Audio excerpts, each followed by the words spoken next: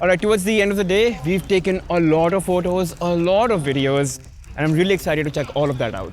Whoa.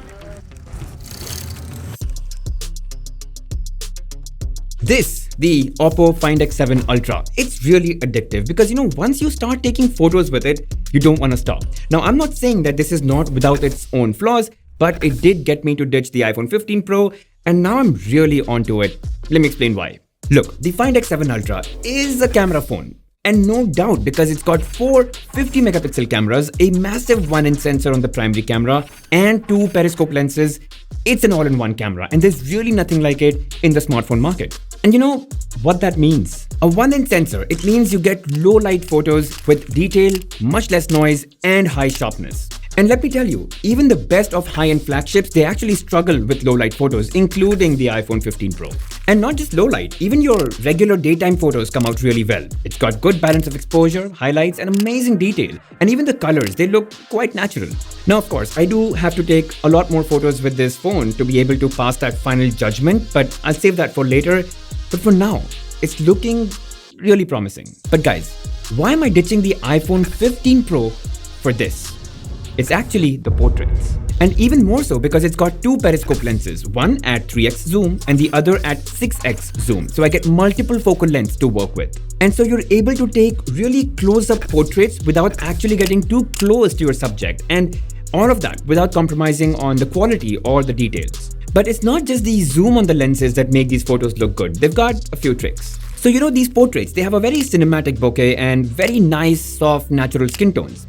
And that's not by accident. It's not an accident. It's their tie-up with Hasselblad that actually matches the output of Hasselblad cameras. And the other thing is their image processing, which they call Hypertone Imaging Engine, which ensures natural dynamic range, balanced exposure, and very appropriate sharpening to make images look very pleasing. And guys, these pictures are all untouched, unfiltered, they're just as it is. Even the selfies, just look at these samples that I took and just notice the details and just pay attention to the skin tones. And I've taken quite a few from the iPhone 15 Pro as well, and any day I'll actually prefer the selfies taken using the X7 Ultra, any day. And I actually visited OPPO's factory in Shenzhen in China, and I saw how they made their phones. And right from manufacturing of their chip to assembly,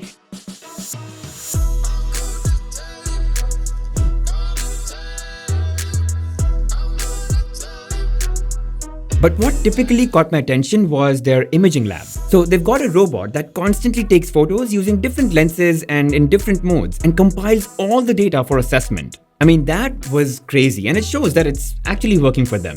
Now guys, you don't have to take my word for it. I'm going to leave a link in the description so you can download all of these photos that I've initially taken using this phone. Look at the quality for yourself and let me know in the comments what you think. Now guys, this phone can shoot 4K videos at up to 60 FPS, but I took some video samples using the phone and I think they're really good. But what actually surprised me was the stabilization. I mean, I've been walking quite fast while shooting with just my hands, and the stability of the shot is impeccable. Even when compared to the iPhone 15 Pro, you can just see how much brighter and more balanced the video footage is, especially in low light. There's actually a lot more that's gone into the camera, a lot more modes which I'm yet to explore. Things like Master Mode that lets you shoot in RAW Max mode, capturing all details possible. But let me spend some more time with the phone and I'll put all of that out in another video, so do subscribe for that. But you know what? Enough about the cameras. How about the rest of the phone? And let's start with the design. Now, I'm not going to force this on you, but I've got mixed feelings. Mix. See, there are two things to the design, how it looks and how it feels when you hold it and use it. And I feel some of you are going to find it good looking and some might not. The camera housing is big and the overall look is quite bold, and for some of you that's appealing. For some of you, it might be too bold and bulky. Like personally, I like some weight and show off strength in a design, and this phone's got it. It's a bold design and it doesn't try to hide it. Now, it's definitely broad, but then it's also one of the biggest displays in a flagship. And because a lot of the components are in the upper half of the phone, it does make the weight distribution a bit uneven, like it's a bit top heavy. The display, it curves at the edges to meet the metal frame, and with that you get, nearly bezel-less experience. But when you hold it, the soft vegan leather, that really gives you a premium vibe. And I've got the blue one here, but there's also a black and a sepia brown. It's a little humid right now, but and my hands are a little sweaty, but that's the thing about vegan leather. like, nothing comes on it, which I think is really nice. But yes, the camera housing, that makes it look like a phone with serious camera capability. The metal frame all around, the Gorilla Glass Victus 2 display protection, and the IP68 water and dust resistance makes it super durable as well. Now, moving on. As I said, it's a large phone, but the good news is it comes with a really large display. So it's a 6.82 inches AMOLED display that's HDR Dolby Vision ready. It's super vibrant, super bright, peaking at 4500 nits. I mean, you go outdoors and use it, no problem. And it's really sharp, it's very crisp, very enjoyable. Also, it's an LTPO display, so it goes all the way from 1 Hz to 120 Hz, and that makes it really battery efficient. And we'll talk about the battery performance in a bit, so hang tight. Now guys, since this is a flagship, it's got all high-end flagship performance parts. So, you get the latest and the fastest Snapdragon 8 Gen 3, you get up to 16 gigs of high-speed RAM, and you get the fastest internal storage on smartphones. Now guys, I want to take a quick pause here and explain why that fast internal storage is really important.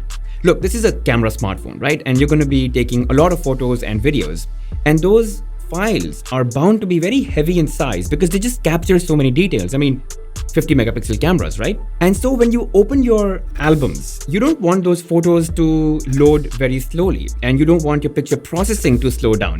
And that's when these high performance parts like the Snapdragon 8 Gen 3, the high speed RAM, and that fast internal storage, that really helps in keeping your photos and videos load very quickly and just be very snappy. I also tried playing Call of Duty, and I could max out to high graphics and high frame rates to be able to, enjoy the game without any kind of slowdown. Even Asphalt 9, I think it looked really good while playing, no hiccups whatsoever. I've been playing for about 20 minutes, and it's not like hot. It's slightly warm, but that's about it.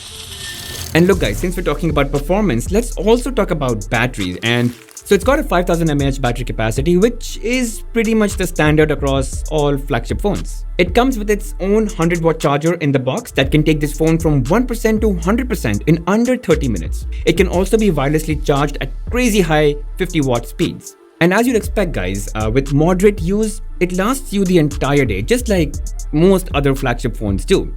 But I'm actually yet to use this as a daily driver. I've just got the phone, so let me use it for a couple of weeks, and in my full review, I'll give you a better download on the battery performance, so you might want to subscribe. And guys, finally, let's do a quick run through on the software front. So you get Android 14 on this, and you get ColorOS version 14. And like all the other flagships, OPPO is going to give you 4 years of OS upgrades and 5 years of security updates on this. But there is some interesting functionalities built into the phone. Let me walk you through them.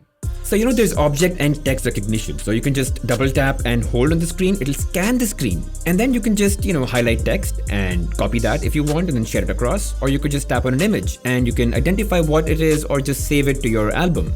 And you can totally decide which apps this functionality should work on by going into settings. So again, I'm in Google Feed right now, and I can just, there you go, just save that image like that, highlight text.